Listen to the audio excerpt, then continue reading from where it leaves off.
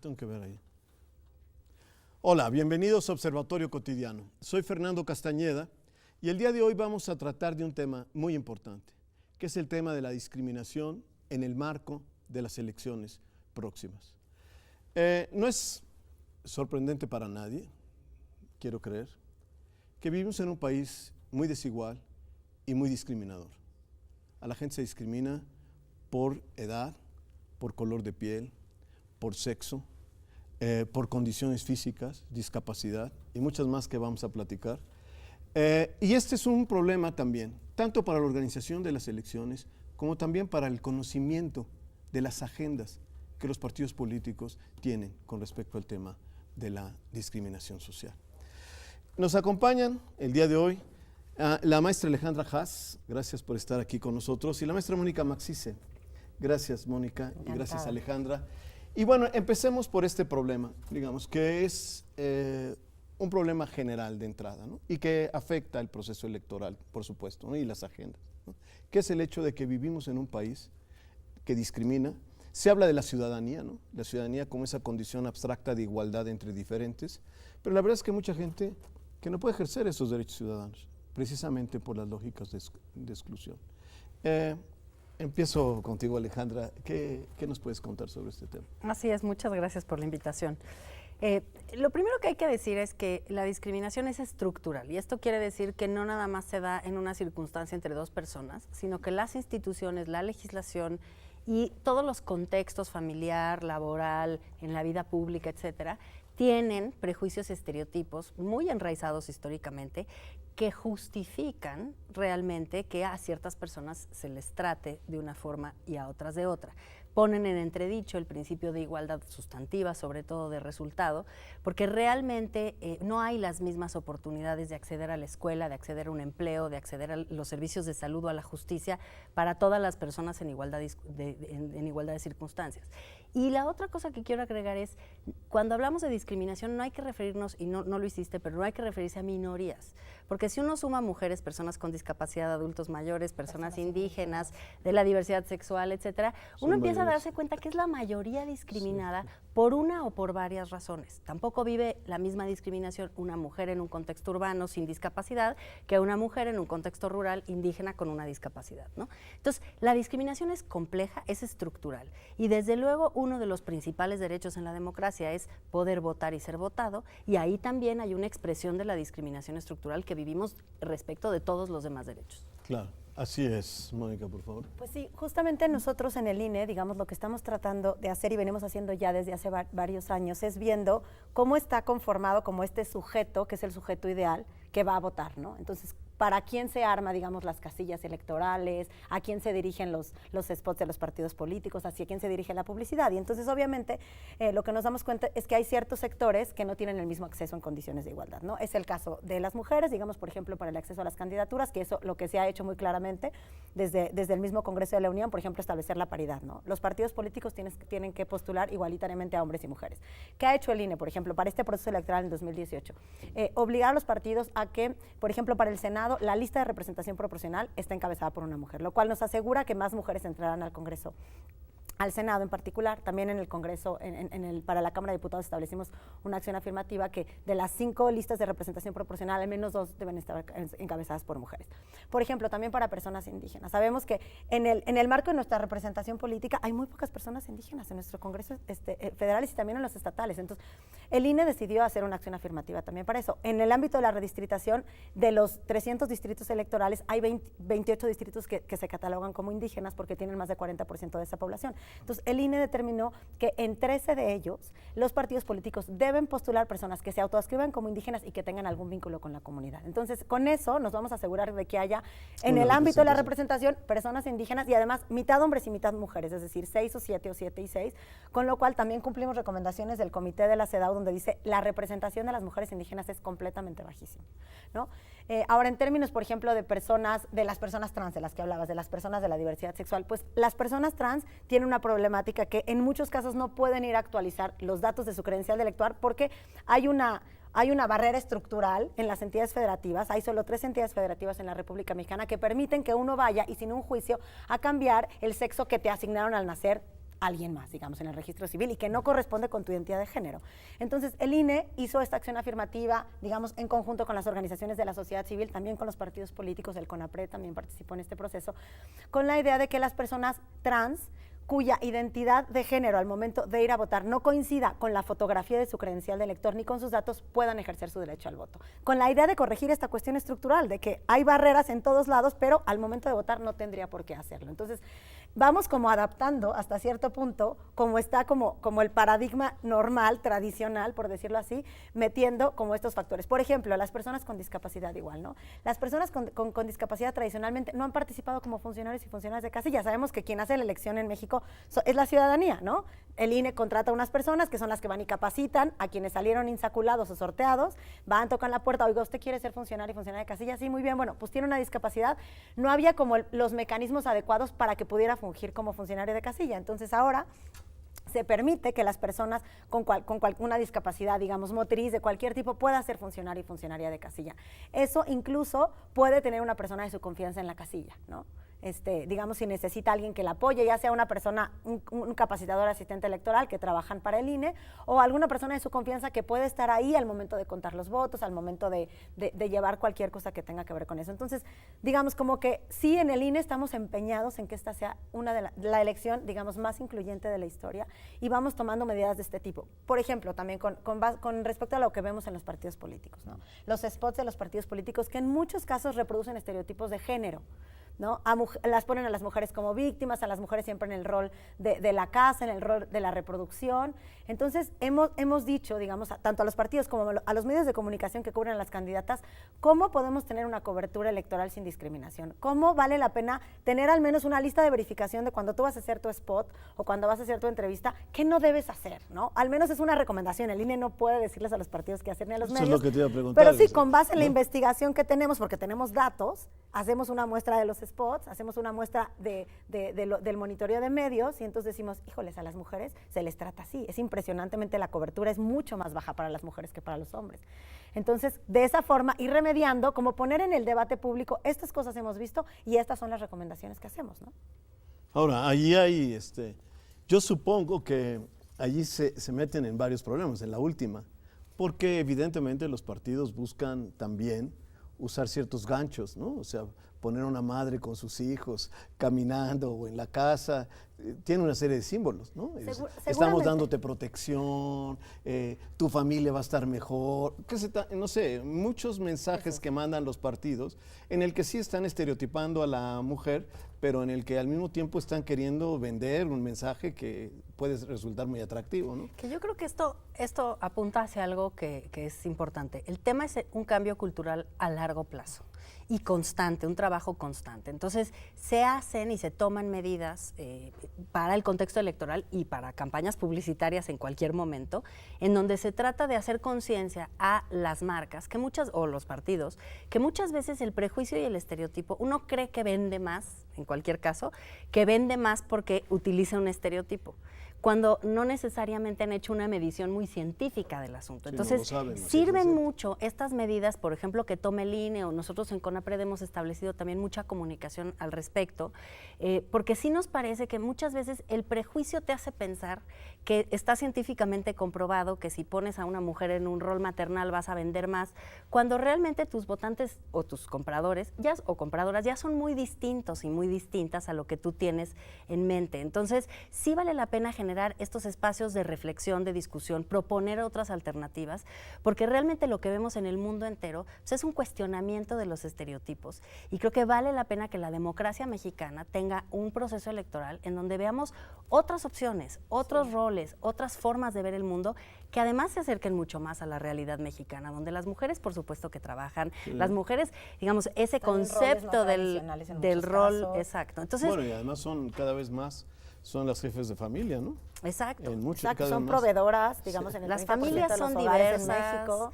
las mujeres trabajan, o sea, hay muchísimas ideas preconcebidas que se toman como una especie de ciencia social, ¿no?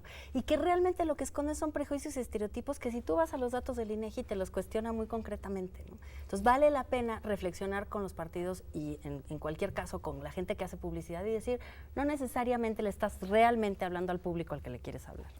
Sí, está como esta diferenciación entre la necesidad práctica de vincularse con un electorado que supones que es de este tipo y también el interés estratégico de mover, digamos, la discusión hacia otro nivel, ¿no? O sea, como dice Alejandra, con mujeres y personas de una diversidad de géneros que están en otro lugar, digamos, ocupando otros puestos de decisión. Y también los partidos están obligados, digamos, como todas las instituciones del Estado mexicano, a cumplir el principio de igualdad y no discriminación. Entonces, en ese sentido, deben abonar a eso. ¿Me explico? En el marco de su vida interna, en el marco de su competencia. Entonces, como te digo, nosotros sí con estudios que están en esta guía de medios, que la pueden bajar de nuestra página www.igualdad.ine.mx, donde están los estudios, las pruebas de eso, igual los medios de comunicación. De verdad es impresionante como el trato diferenciado que se da a candidatos y candidatas. Entonces, decir, nada más sean conscientes, porque también uno, en su forma de entrevistar, está todo el tiempo reproduciendo los estereotipos. Sí. Y si crees que estamos, digamos, preparados para tener una mujer candidata o una mujer gobernadora, ¿qué vas a hacer con tus hijos? Y eso no se le preguntan a los compañeros candidatos, ¿no?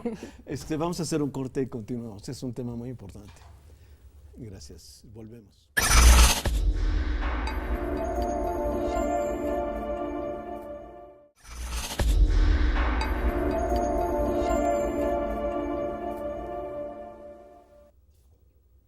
Volvemos. Quiero darle dos direcciones electrónicas para que ustedes puedan consultar las páginas, tanto de Mónica como de Alejandra.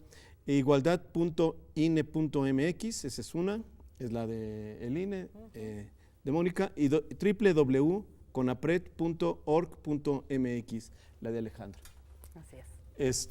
Bueno, quisiera yo quizás serle de abogado del diablo, o no sé cómo ustedes quieran decirlo, pero hay dos temas que a mí me parecen muy importantes, porque han sido temas, es más, de los últimos 30 años han sido temas, ¿no?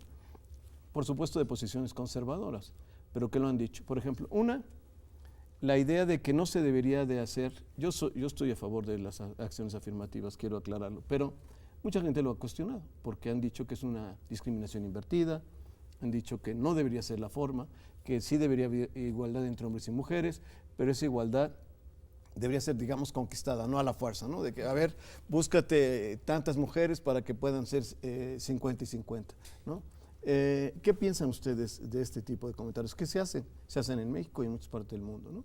Y qué bueno, por ejemplo, llevaron a que la Suprema Corte de los Estados Unidos en los años 80 echara para atrás mucho de las acciones afirmativas, hay que decirlo, por eso lo menciono, ¿no? Si quieres te doy un contexto general. Sí. En la Ley para Prevenir y Erradicar la Discriminación hay una cosa que se llama Medidas para la Igualdad. Incluye acciones afirmativas, medidas de nivelación y medidas de igualación. Pero enfocándonos en acciones afirmativas, hay que entender en primer lugar que son medidas que son temporales, nunca permanentes, y que son medidas que se hacen con un propósito específico de revertir una discriminación histórica. Cuando tú tienes un grupo social, las mujeres indígenas que viven en zonas rurales, 86.4% de esas mujeres viven en pobreza, comparado con 40% de hombres que viven en la ciudad. Hay una brecha de desigualdad muy profunda. Una medida de acción afirmativa para acortar una brecha de desigualdad es una medida absolutamente justificada, contenida en nuestra ley, contenida e interpretada por organismos internacionales y absolutamente justificada.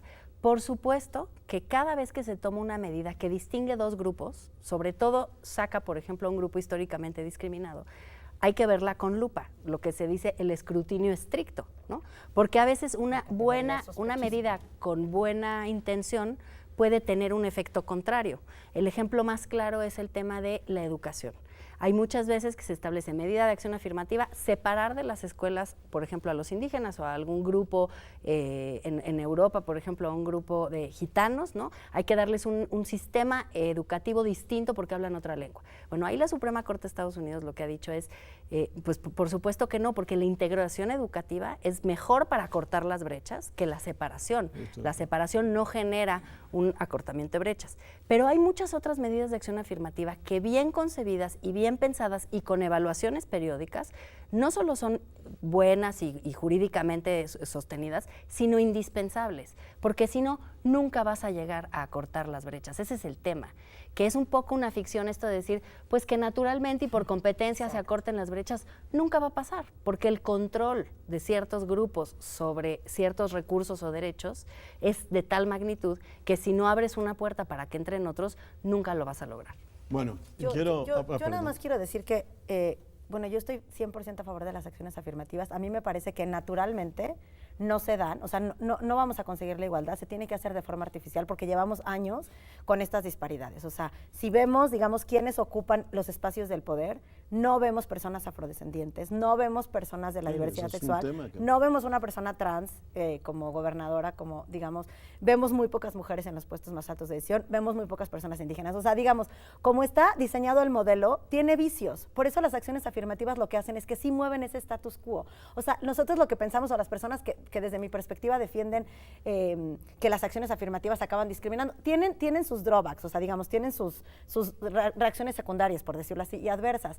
Pero lo que pasa es que el modelo nada más está diseñado de forma no neutral, o sea, está diseñado para ciertas personas, para ciertos sujetos. Además, Entonces, es un loop, las se acciones reproduce. afirmativas lo que hacen es que modifican eso y lo cambian, porque naturalmente no va a ocurrir. Y ocurre en la carrera judicial, ocurre en la carrera del servicio profesional, ocurre en la milicia, como platicábamos, ocurre en términos de la representación política. Entonces, sí hay que hacer ciertos arreglos que, como dice Ale, son temporales, por definición son temporales, digamos, hasta que se cumpla la meta.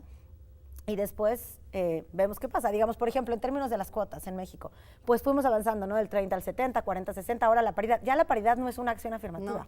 ya es una medida de igualdad sustantiva, digamos, que quedó para quedarse y es como un estándar de cómo tenemos que integrar todo. Gabinetes paritarios, mesas paritarias, ¿no? Ya ustedes han visto Yo estoy en eso que se desventaja. critica todo el tiempo de esos paneles de puros hombres, ¿no? Como si no hubiera mujeres. Eso sí es un síntoma de que algo hay en la estructura que no permite que haya personas de la pluralidad de nuestro país, ¿no? No, eso es definitivo, o sea, que las mujeres siguen siendo objeto de exclusión, estoy Y totalmente de muchos acuerdo. otros grupos. muchos. ¿no? Lo que es objeto, y quizá tramposamente, no pretendo ser defensa del argumento, pero sí hay un argumento ahí jurídico y hay un argumento técnico, es la idea de que la igualdad, hay un principio de igualdad universal que es de alguna manera forzado con esto. Pero bueno, está muy claro. ¿Te puedo decir una frase nada más para cerrar Sí, esa discusión? sí. Yo creo que la gente que argumenta eso, no las personas en lo individual, pero el concepto de que la acción afirmativa amenaza la igualdad, es una forma de un grupo privilegiado por la discriminación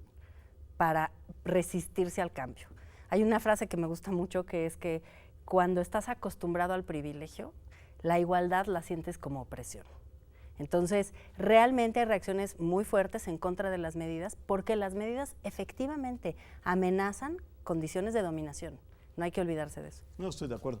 En realidad, para darle contexto a nuestra audiencia, a lo que estoy haciendo referencia es cuando Ronald Reagan, que era evidentemente un ascenso de la derecha y de una derecha mucho más radical, cambia incluso la proporción de conservadores en la Suprema Corte de Justicia de los Estados Unidos y echa para atrás las acciones afirmativas a nombre de que era una desigualdad, había una desigualdad invertida, ¿no? Y que se discriminaba y violaba el principio de igualdad frente a la ley, ¿no? Y eso se usó por mucho tiempo, y a eso voy a la segunda pregunta, a la segunda provocación. Esto llevó a las famosas políticas de lo políticamente correcto.